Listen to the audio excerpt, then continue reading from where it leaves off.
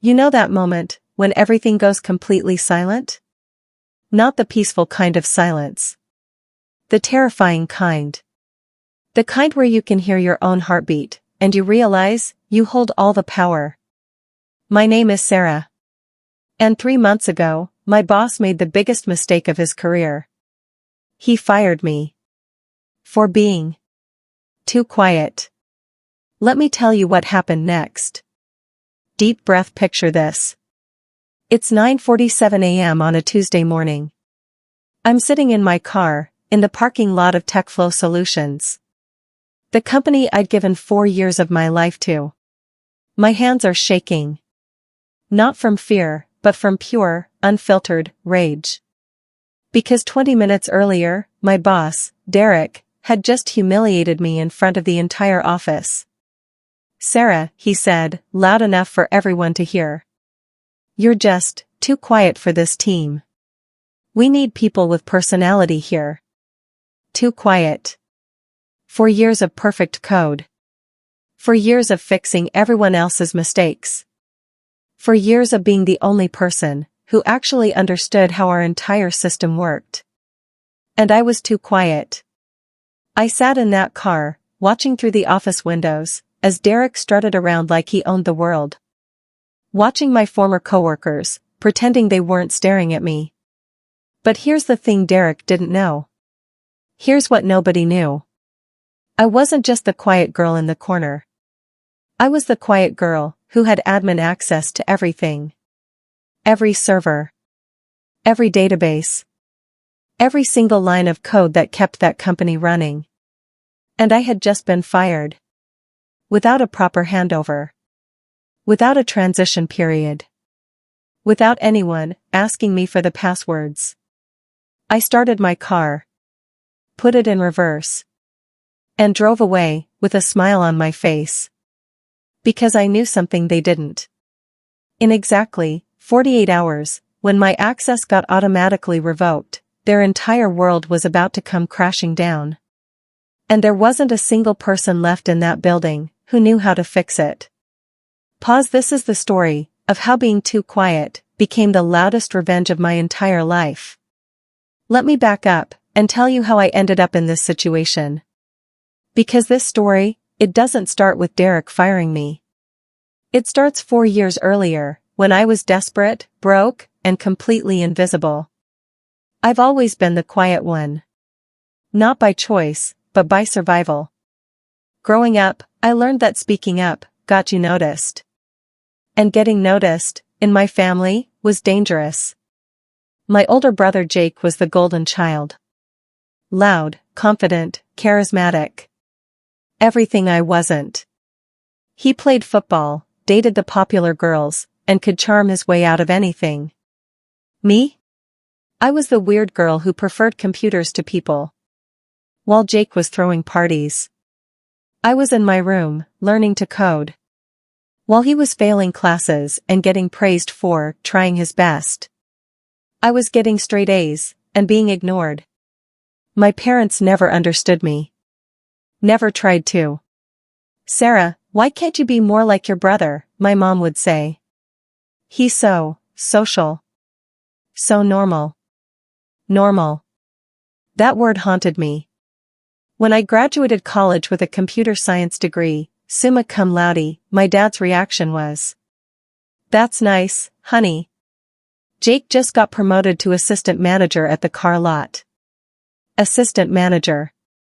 At a car lot. I had just spent 4 years mastering algorithms, database management, and cybersecurity.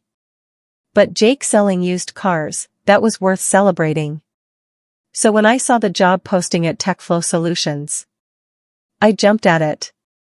Finally, a place where being smart mattered more than being loud. The interview was brutal. 5 hours of technical questions, coding challenges, and system design problems. I nailed every single one. Derek wasn't the CEO then. He was just the team lead. And honestly, he seemed nice enough. Professional. Respectful. "We need someone who can work independently," he said. "Someone who doesn't need constant hand-holding." Perfect. I thought I'd found my place. The first year was amazing. I fixed legacy code that had been broken for months. I optimized their database queries, cutting processing time by 60%. I single-handedly rebuilt their entire authentication system. And you know what happened? Nothing. No recognition. No praise. No promotion. Just silence. While Derek took credit for my improvements in meetings, I sat in the back corner, invisible. But I didn't mind. Not really. The work was interesting. The pay was decent. And finally, I was somewhere that valued what I could do. Or so I thought. Year 2, things started changing. Derek got promoted to department manager. New people joined the team. Louder people. People who could schmooze and network and play office politics. Suddenly, my quiet competence wasn't enough anymore. Sarah needs to be more of a team player, Derek started saying in my reviews. More collaborative. More present. More present. As if the hundreds of hours I spent fixing everyone's code wasn't being present. Let me tell you about my coworkers. There was Marcus. Loud, opinionated, wrong about everything. But he could talk for hours in meetings about synergistic solutions and paradigm shifts. Derek loved him. Then there was Jennifer. Sweet, bubbly, completely clueless about actual programming. But she organized team lunches and birthday parties. Derek promoted her to senior developer. And me? I was the one they called when nothing worked. When the servers crashed at 2 a.m. When a client's data got corrupted. I was the one who always knew how to fix it. But I was too quiet. Let me know in the comments where you are watching this video from. I'd love to know. By year 3, I realized something important. I wasn't just the problem solver anymore. I was the only person who truly understood how everything connected. See, TechFlow had grown fast. Too fast. They'd hired developers who built on top of my code, without understanding the foundation. They'd added features and patches and workarounds, creating this massive, complex system. And I was the only one who knew how all the pieces fit together. I had the admin passwords. The database keys. The server configurations. The API tokens. All of it was in my head. Or in encrypted files that only I could access. Derek never bothered to ask about documentation. Why would he? I was always there to fix things. Until I wasn't. The final straw came 6 months ago. A huge project. A complete system overhaul for our biggest client. I spent 3 months designing the architecture. Writing the core modules. Building the security protocols. And when we launched, and it worked perfectly. Derek presented it to the board as his vision. His leadership. His success. My name wasn't mentioned once. That night, I went home and made a decision. I started preparing for this moment. The moment when Derek would finally show his true colors. I began documenting everything, in places only I could access. Creating backup systems. Changing passwords. Not to sabotage anything. Just to protect my work. I never planned for Derek to fire me. But when it happened, I was ready. The morning Derek fired me started like any other Tuesday. I walked into the office at 8:15 a.m. Same time as always. Coffee in hand, laptop bag over my shoulder. But something felt different. Derek was already there, which was unusual. He never showed up before 9. He was standing by Jennifer's desk, whispering about something. They both looked at me when I walked in. Then quickly looked away. Red flag number 1. I sat down at my desk, in the back corner, and opened my laptop. Checked my emails. Reviewed the server logs from overnight. Everything was running perfectly. As always. At 9:30, Derek walked over. He had that fake smile he used when he was about to deliver bad news. "Hey Sarah," he said, loud enough for the whole office to hear. "Can we chat in the conference room?" I knew. Right then. I knew what was coming. But I followed him anyway. The conference room had glass walls. Everyone in the office could see us. Could see what was about to happen. Derek sat down across from me. Folded his hands.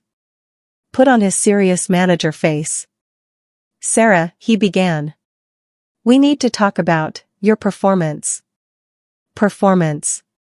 The word hit me like a slap. "Is there a problem with my work?" I asked quietly.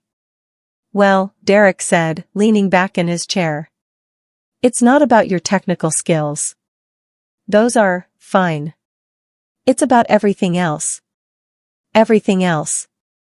"I don't understand," I said. But I did understand. I understood perfectly. Derek sighed. Like this was painful for him. Like he was the victim here. "Sarah, you've been here for 4 years. And in all that time, you've never really integrated with the team." Integrated. As if I was some kind of software patch. "You sit in the corner. You barely speak in meetings. You don't participate in team activities. You're just too quiet for what we need here." Too quiet. There it was. The phrase that would haunt him for months to come. "Derek," I said, my voice barely above a whisper. "I've fixed every critical issue this company has had. I've worked weekends. Holidays. I've never missed a deadline."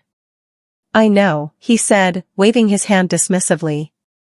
"But we need people with personality. People who can communicate. People who fit the culture." Fit the culture. The culture where Marcus could spend 2 hours explaining why his broken code was actually innovative. The culture where Jennifer got promoted for organizing potluck dinners. "What are you saying?" I asked. Even though I already knew. Derek looked uncomfortable. "Good. We're letting you go, Sarah. Effective immediately." The words hung in the air like smoke. Through the glass walls, I could see my coworkers pretending to work. But they were all listening. All watching. "Is there a severance package?" I asked. 2 weeks, Derek said quickly. "And of course, we'll provide references." 2 weeks. After 4 years of holding their entire system together. I sat there for a moment. Letting it sink in. Derek was fidgeting now. Checking his phone. Looking anywhere but at me. "I'll need to transfer your access codes," he said finally. "Passwords, admin rights, that sort of thing." And there it was. The moment I'd been preparing for. "Of course," I said calmly. "But it's complicated. The system has evolved a lot over the years. It might take some time to document everything properly." "How long?" Derek asked. "A few days, maybe a week. There are security protocols, backup systems, encrypted databases." Derek's jaw tightened. "Sarah, I need those passwords today. Before you leave." "I understand," I said. "But some of them are complex. Multi-factor authentication, rotating keys, biometric locks. It's not just a matter of writing down a list." This was true. Sort of. I had designed the security to be robust. Maybe too robust. "Fine," Derek said, standing up. "You have until end of business today. Send everything to IT." He walked toward the door. Then stopped. "And Sarah," he said, not turning around. "Clean out your desk quietly. I don't want any drama. Drama. As if 4 years of my life was just drama. I sat alone in that conference room for 5 minutes. Watching my former coworkers through the glass. Watching them whisper and point. Then I walked back to my desk. Marcus was suddenly very interested in his keyboard. Jennifer was on a phone call that definitely wasn't work-related. I opened my desk drawers. Started putting my few personal items into a box. My stress ball. A photo of my cat. A coffee mug that said "World's Okayest Developer." Everything I'd accumulated over 4 years fit in a shoebox. As I packed, I opened my laptop one last time. Checked the system status. Everything green. Everything perfect. For now. I pulled up my secure notes. The ones encrypted with keys only I knew. The documentation Derek wanted so badly. And I started typing an email. Derek, I wrote. Per our conversation, I'm working on compiling the access information you requested. Due to the complex nature of our security protocols, I'll need until Friday to ensure a proper handover. I want to make sure nothing gets missed. I hit send. Then I packed up my laptop. Picked up my box. And walked toward the exit. Derek intercepted me at the door. Remember, he said quietly. End of business today. I looked him right in the eyes. The first time I'd done that in months. Of course, I said. I would never want to leave you unprepared. Before I tell you what I did next, if you're enjoying the story, please subscribe. Help us reach 1,000 subscribers. I walked to my car. Put the box in the back seat. And sat there for a moment. My phone buzzed. A text from Jennifer. So sorry about what happened. Derek says it's just business. Nothing personal. Nothing personal. Getting fired for being quiet was nothing personal. I deleted the text without responding. Then I opened my laptop. Connected to the office Wi-Fi one last time. And I began the most satisfying hour of my career. Wednesday morning. 8:47 a.m. I'm sitting in a coffee shop, 3 blocks from TechFlow. Watching my phone. Any minute now. Derek had texted me 17 times yesterday. Called 6 times. All the same message, where are the passwords, Sarah? We need them now. I'd responded professionally. Politely. Still compiling everything. Want to make sure it's complete. But today was different. Today was the day their entire system went down. My phone buzzed. Unknown number. Sarah? This is Marcus from TechFlow. We're having some technical difficulties. Can you come in? Technical difficulties. That's what they were calling it. I took a sip of my coffee. I'm sorry, who is this? I don't work there anymore. Sarah, please. The servers there's been some kind of error. Some kind of error. At 9 a.m. sharp, every single automated system at TechFlow had tried to authenticate with the central server.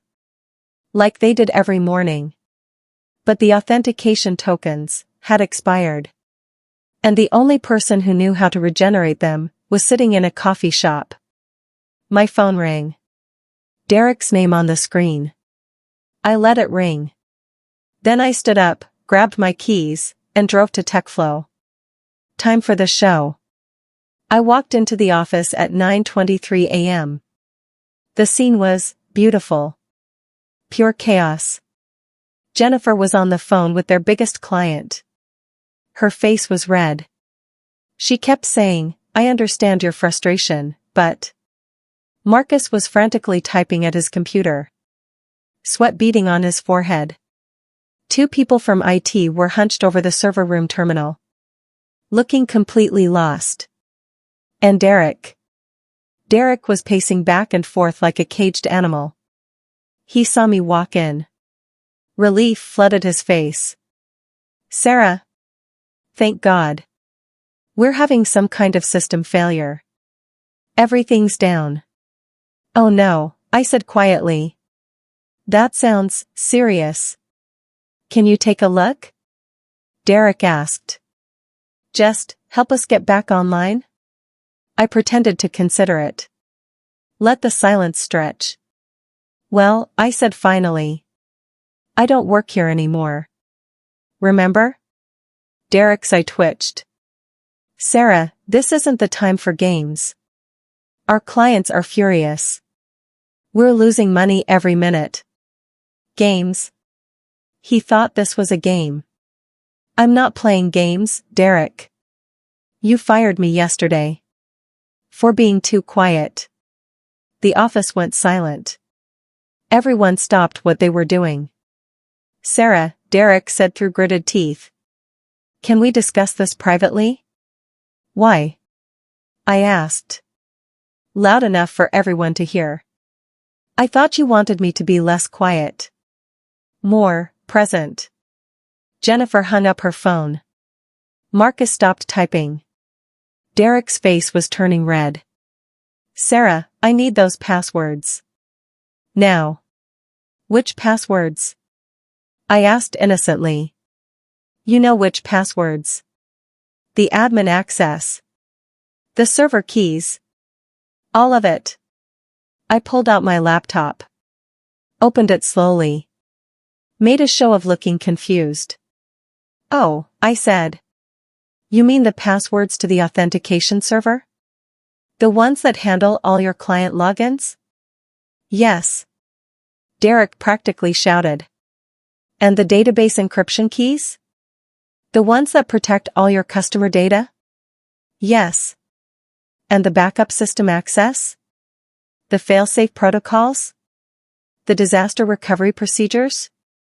Derek was sweating now. Sarah, just fix it. Please. Please. The first time he'd ever said please to me. I looked around the office. At Jennifer, who was staring at her phone as it rang with angry clients. At Marcus, whose paradigm shifts couldn't shift him out of this problem. At the IT guys, who looked like they wanted to cry. Here's the thing, Derek, I said calmly. All of those systems, they're designed to work together. It's not just passwords. It's architecture. Documentation. Procedures. I paused. Let them absorb that. 4 years of architecture. Derek's face went pale. What are you saying? I'm saying, I continued, that when you fired me for being too quiet, you didn't just lose an employee. You lost the only person who understands how this entire system works. The silence was deafening. Sarah, Derek said quietly. What do you want? What did I want? 4 years of recognition. 4 years of respect. 4 years of acknowledgement that my quiet competence was what kept this place running. But it was too late for that now. I want, I said, exactly what you gave me yesterday. Nothing. I closed my laptop. Started walking toward the door. Wait.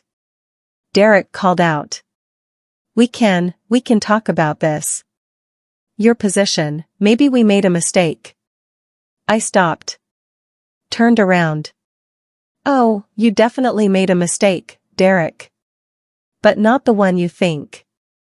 What do you mean? I smiled. The first genuine smile I'd had in years. You made me too quiet, into your biggest problem. Derek's phone rang. He glanced at it. His face went white. That's probably Mr. Peterson, I said helpfully. Your biggest client. The one whose entire order management system just went offline. Derek stared at me in horror. Or maybe it's the bank. Asking why your payroll system isn't processing this week's direct deposits. Jennifer gasped. She hadn't thought about payroll. Or it could be your insurance company. Wondering why they can't access your employee database for the audit that starts tomorrow. Marcus actually whimpered. But don't worry, I said, heading for the door. I'm sure you'll figure it out. You're all so loud. So present. So good at communicating. I paused at the exit. By the way, Derek. Your authentication certificates? They expire every 48 hours. It's a security feature I implemented. Very robust. Derek's mouth fell open. And the next renewal cycle is Friday at 3 p.m. I walked out the door. Behind me, I could hear Derek screaming. Sarah! Sarah! Get back here! But I kept walking. After 4 years of being too quiet, I had finally said everything I needed to say. Thursday morning. 10:33 a.m. My phone had been buzzing nonstop for 18 hours. Missed calls. Voicemails. Text messages. Emails. All from Derek. All increasingly desperate. I was sitting on my couch, in my pajamas, drinking coffee, and reading the messages like they were entertainment. Sarah, please call me back. We need to talk. Sarah, this is Derek. Call me immediately. Sarah, where are you? Sarah, I'm begging you, please help us fix this. Sarah, our biggest client just threatened to cancel their contract. Sarah, the CEO wants to know what's happening, and my personal favorite. Sarah, I'll give you a raise, just please come back, a raise. After firing me for being too quiet. But the real entertainment came from the other messages. Jennifer had texted me, hey girl, maybe we can work something out? Derek's really stressed. Marcus sent, Sarah, I always thought you were underappreciated. Can we grab coffee and talk? Even the IT guys reached out, we never realized how complex your systems were. Major respect. Major respect. Now that their entire world was falling apart. But the best message came at 11:47 a.m. It wasn't from anyone at TechFlow. It was from Robert Chen, the CEO. Ms. Martinez, this is Robert Chen, CEO of TechFlow Solutions. I would like to speak with you at your earliest convenience regarding recent technical difficulties. Please call me. The CEO, who had never spoken to me once in 4 years. I let him wait until 2 p.m. When I finally called back, his assistant put me through immediately. Sarah, he said. His voice was strained. Thank you for calling me back. Of course, Mr. Chen. Though I should mention, I don't work for TechFlow anymore. Silence. Yes, he said finally. I've been made aware of the situation. Made aware. I wondered what version Derek had told him. Mr. Chen, how can I help you? Sarah, I'm going to be direct. Our systems have been down for 36 hours. We're hemorrhaging money. Our clients are furious. And everyone tells me, you're the only one who can fix this. That's unfortunate, I said. Have you tried turning it off and on again? I heard him take a deep breath. Sarah, I know Derek made a mistake. A big mistake. But right now, we need your help. What will it take? What would it take? Well, I said slowly. I'd need to assess the situation first. Understand exactly what's broken. Review the system architecture. How long would that take? For someone who designed the system? A few hours. For someone learning it from scratch. I paused. Months. Maybe years. Another silence. What are you proposing? I'm not proposing anything, Mr. Chen. You called me. Sarah, he said. Name your price. My price. For years of being invisible, and now they wanted to know my price. Before we talk price, I said, I need to know something. Why did Derek fire me? There seems to have been a misunderstanding about team dynamics. Mr. Chen. Why did Derek fire me? A longer pause. He said you were too quiet. Too quiet. Yes. I let that hang in the air. Mr. Chen, do you know what I've been doing for the past 4 years? Derek mentioned you were a developer. A developer. Like I was just another programmer they could replace. Mr. Chen, I wasn't just a developer. I was the architect. The security specialist. The database administrator. The system integrator. I was the only person who understood how every piece of your technology fit together. I'm beginning to understand that. And Derek fired me for being too quiet. Yes. While I was quietly holding your entire company together. Mr. Chen cleared his throat. Sarah, what would it take to bring you back? Back. He wanted me back. I'm sorry, Mr. Chen. But I don't think TechFlow is the right cultural fit for me. I'm too quiet, remember? Sarah, please. We're desperate. Desperate. The most honest thing anyone from that company had said in years. I'll tell you what, I said. I'll consider consulting on this issue. As an external contractor. What would your rate be? I did some quick math. What was their downtime costing them? How much were they losing per hour? $500 an hour. Minimum 40 hours. Payment up front. I heard him gulp. $20,000? Plus expenses. And I work remotely. No office visits required. Deal, he said immediately. When can you start? I'll send you a contract this afternoon. Once you sign it and payment clears, we can begin. And how long will it take to fix? I smiled. About 30 minutes. 30 minutes? To fix the immediate issue, yes. But Mr. Chen, this is just the tip of the iceberg. Your system has been held together by one person for 4 years. Without proper documentation.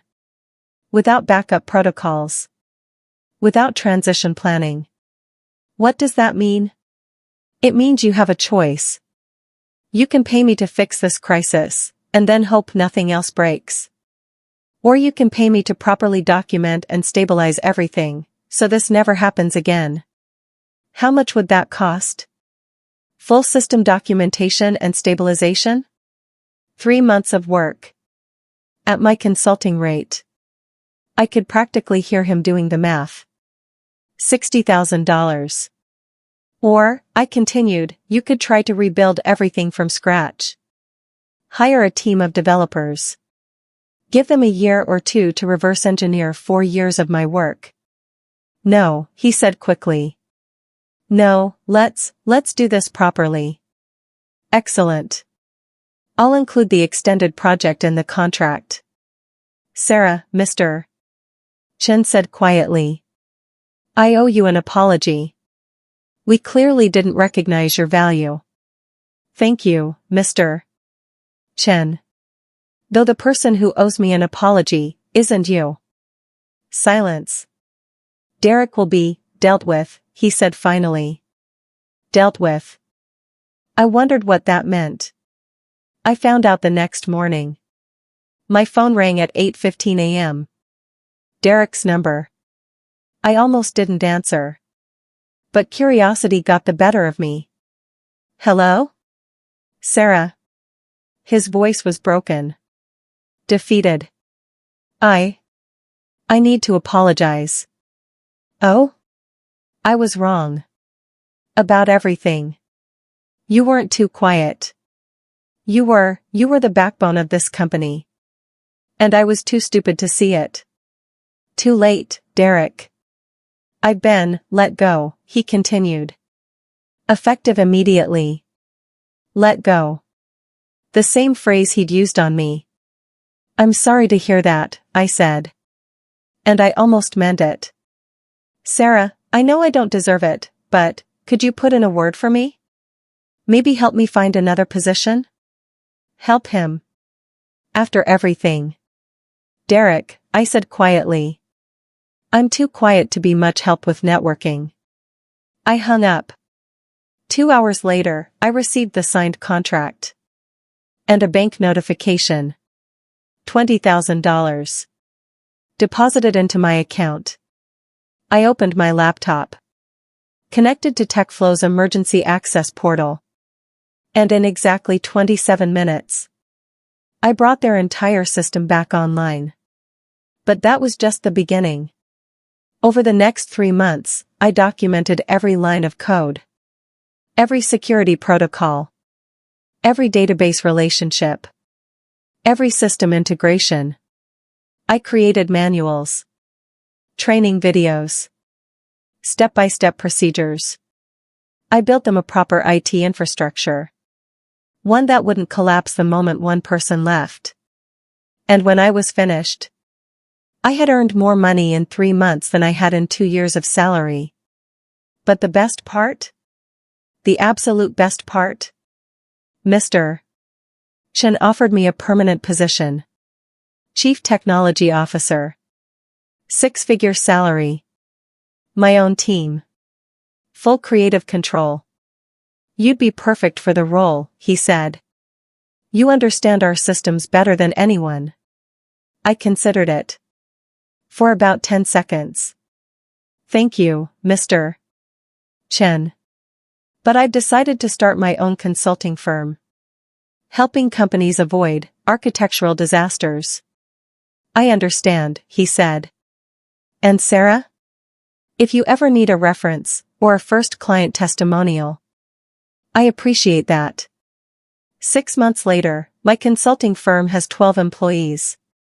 We specialize in system documentation and knowledge transfer. Our tagline?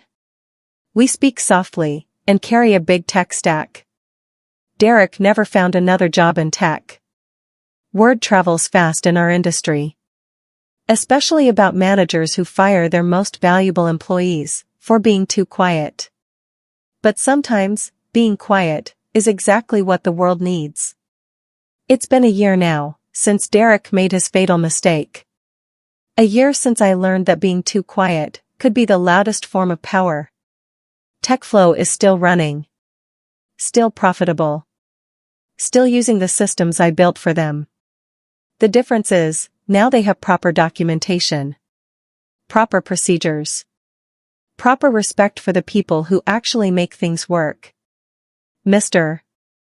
Chen sends me a Christmas card every year. Along with a bonus check for exceptional consulting services. My firm has grown to 23 employees now. We're booked solid for the next 8 months. Turns out, there are a lot of companies out there who've made the same mistake Derek did. They've fired the quiet ones. The ones who actually knew how everything worked. And now they need help picking up the pieces. Just last week, I got a call from a startup in Austin. Their lead developer had quit without documentation. Sound familiar? We're desperate, the CEO told me. Our entire platform is down. We don't know how anything works. What happened to your lead developer? I asked. We had to let her go. She wasn't collaborative enough. Some people never learn. But here's what I've learned.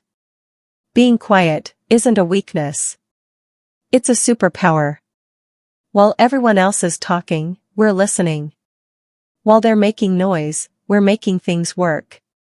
While they're taking credit, we're building the foundation that holds everything together. And sometimes, just sometimes, that quiet competence becomes the loudest voice in the room. Derek taught me something valuable that day. Not intentionally, of course. But valuable nonetheless. He taught me that the moment someone tells you you're too quiet, is the moment you realize you hold all the power. Because the loudest people in the room are usually the ones who know the least. And the quietest ones are the ones you can't afford to lose. Final thoughts. If you're the quiet one at your job, the one who fixes everything, the one who holds it all together, remember this story. Your silence isn't weakness. It's strength. Your competence isn't invisible. It's essential. And if someone ever tells you you're too quiet, just smile. Because they have no idea how loud your absence will be. If you liked this story, check out this other one on the screen. See you there.